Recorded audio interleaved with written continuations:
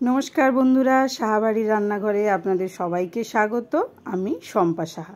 देखुन आबारो चले एसेछि एकदम पुरो एकटा नतून रेसिपि निये। एटा एकदम घरोया रेसिपि। एई माछटा किन्तु पाताय माछ खेते दारुण लागे। देखुन आमी ढेला माछ नियेछि, ढेला माछेर कटा लेजा नियेछि, दु टुकरो करे केटे नियेछि।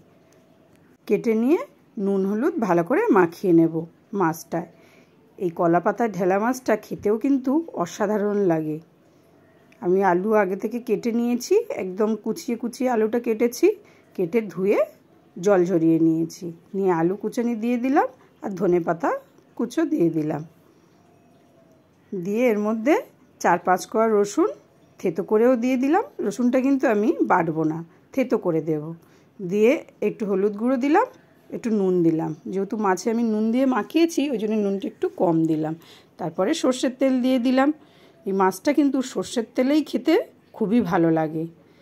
আমি কিন্তু এখানে লঙ্কা বাটা দিয়েছি, আর লঙ্কা বাটার বাটিটা ধুয়েও একটু জল দিলাম। আমি কিন্তু আর জল দেব না এর মধ্যে বেশি জল দিলে ভালো হয় না। অল্প করে জল দিলাম। আপনারা লঙ্কা গুঁড়োও দিতে পারেন। আমি লঙ্কা বাটা একটু বেশি দিলাম। আপনারা যদি লঙ্কা কম খান লঙ্কাটা কমই দিতে পারেন। আমি সব উপকরণ দিয়ে ভালো করে মাখিয়ে নেব।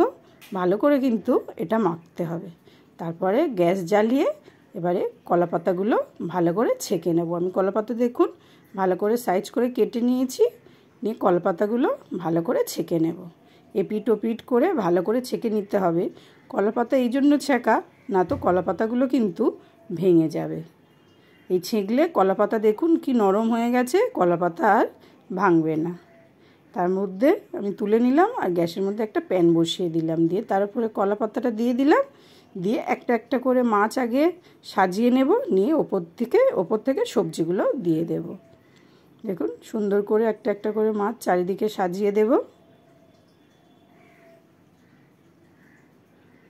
কলা পাতায় মাছ অনেক রকম মাছেই করা যায়।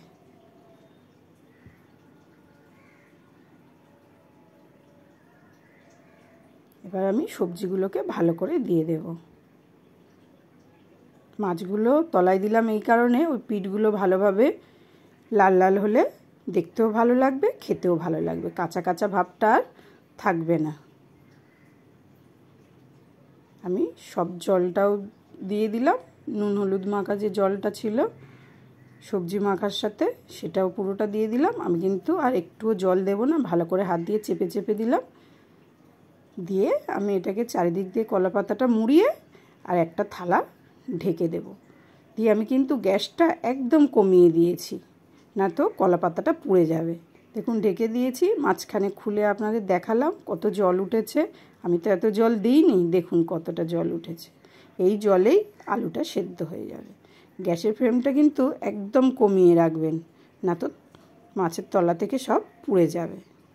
এই দেখুন হয়ে এসছে আমার কলা পাতায় ঢেলা মাছ। এবারে আমি মাছটাকে উল্টে দেব। মাছটা উল্টাবো বলতে এর উপরে একটা পাতা দেব। পাতা দিয়ে মাছটা আমি তারপরে উল্টে নেব। ও পিঠটা হয়ে গেছে, এই পিঠটাও হতে হবে।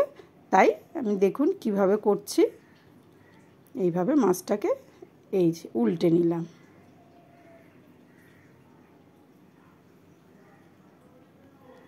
এই দেখুন কত সুন্দরভাবে হয়েছে। এটা আমি পরে মাছটা কলা পাতা থেকে ছাড়িয়ে তারপরে আপনাদের দেখাচ্ছি। এটা দেখতেও যেমন দারুণ হয়, খেতেও কিন্তু খুব অপূর্ব হয়। আমার কথা মতো আপনারা একবার রান্না করে খেয়ে দেখবেন যে কেমন খেতে হয়, তারপরে আমাকে কমেন্টে জানাবেন। আবার বসিয়ে দিলাম গ্যাসের মধ্যে। এই দেখুন মাছটা ছাড়িয়ে দিলাম কলা পাতা থেকে। কি দারুণ লাগছে দেখতে, খেতেও এত অসাধারণ টেস্ট, মানে কি বলবো। হয়ে এসছে, আমি এবার নামিয়ে ফেলেছি। এবার দেখুন এক পিস তুলে আপনাদের দেখাই কেমন হয়েছে, কত সুন্দর হয়েছে। এই দেখুন হয়ে গেছে আমার কলা পাতা মাছ ভাপা।